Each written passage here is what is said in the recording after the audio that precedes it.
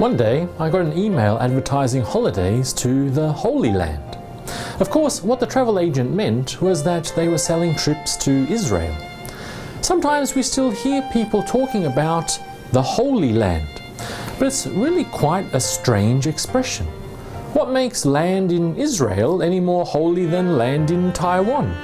Can we only be close to God in Israel or only worship Him there? Is there really any difference between the so-called holiness of land in one place or another? This is the question that we run into in Joshua 22. We know the Israelites were divided into many tribes, but 2.5 of those tribes lived on the eastern side of the Jordan, outside the area that people thought of as the Holy or Promised Land. There was a problem when it came to worshipping God. Could God be worshipped in such an unholy or unclean place? In today's chapter, we see how the eastern tribes make their own altar, and this throws the western tribes into a panic.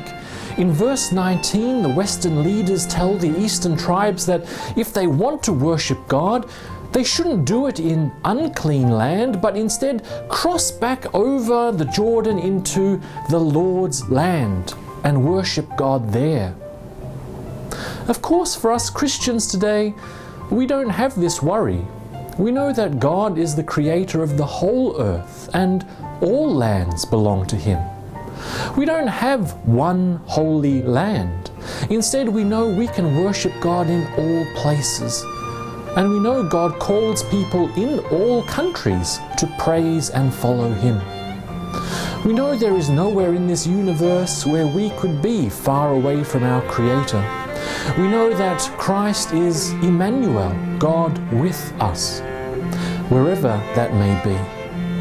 And we know that God's Spirit fills this whole world and supports us wherever we are. So don't be afraid or worried whether you're on the MRT, in your office, at home or at school, wherever you are and whatever you're going through, know that God is always there together with you.